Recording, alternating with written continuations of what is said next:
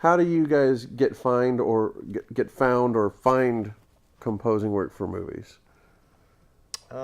Charles and I have been doing quite a bit of work here on some of the shows that we've been going to. We've been doing some trade shows locally. Right. There's also some resources online, different forums or boards that you can go through to see open positions. Unfortunately, those tend to be very heavily trafficked, so your competition is steep. Plus, there's always a composer out there willing to do for nothing or whatever. They're just trying to break in. So we've done a lot of that. We've also put a lot of focus on a website. Right. I think that's very important to. In this day and age, you don't have to necessarily spend money on a business to have a front end and a sign and a physical location. But I think the perception is if you have a website and it looks professional, I think people are more likely to give you credit and more likely to consider you even if you have some sort of presence. Yeah, and the short films that we've scored so far, we've gotten the jobs by knowing somebody that was working on a project and knew that we score films and asked us to come along. And we've done several films for the same director, group of Mike McNeese and Scott Summit and Louis Cowan. So we've done a lot of work for them, and and so new things that have come up in some cases because somebody else talked to them and they said, you ought to talk to Charles and Parker. They did some good work for us. But they knew about us. Yeah. I mean, at some point they knew about us. So referrals are a big thing then, right? Yeah. How do you get hired for a film? A lot of the film work I've got hired for is actually referrals.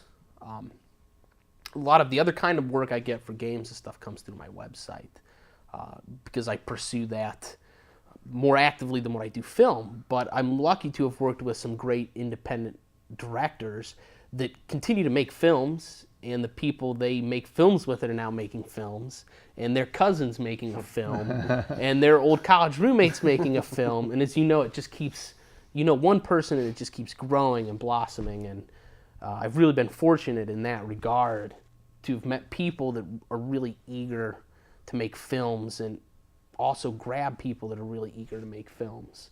And I think that's part of the whole indie filmmaker mentality, is the people there, they're maybe not making a ton of money and don't have huge budgets, but they want to be there. They really want to make the film. And I'm sure you've experienced that with your gigs. How does that communication work? How well are filmmakers able to communicate to you what they want, and versus how do you deal with the situation when they're not so good at asking you for what, or not telling you what they want? Like, this will be for everybody. Let's just kind of go one at a time. What's that's like? Yeah, well, I think we've experienced the gamut from, here's what we're doing, go spot the film, go write the music, and we bring it back, and he thinks it's great.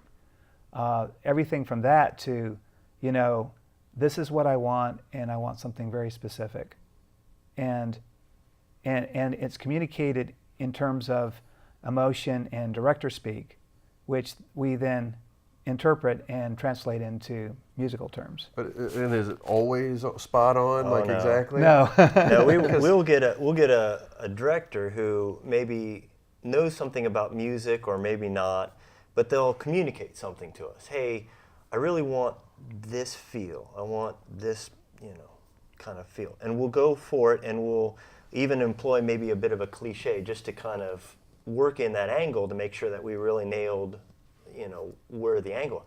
No, it's just not quite working for me. I just don't. Here, can you do something like this? And then they'll give us a temp track, and it's totally different. And they didn't communicate it to us at all. Did they sing to you? Does that happen occasionally where yes, director goes, I want this? Yes, and we have had full demos, and it's been good. We've definitely had good success with that, because then exactly, they are communicating exactly what. So you don't have a want. problem like hearing a temp track? Not as much.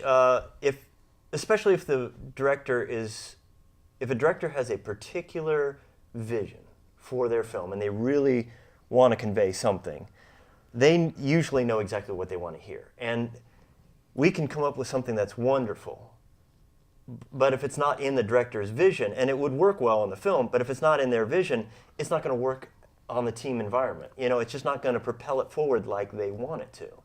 So I don't mind hearing a temp score at all, as long as we're given a little freedom to work outside of the parameters. You know, we get the style, but can we interject our own? That would be our more favored approach. So I just want to thank everybody for coming out tonight and sharing your thoughts. I really appreciate it. Thank you. Thank you. Thank you.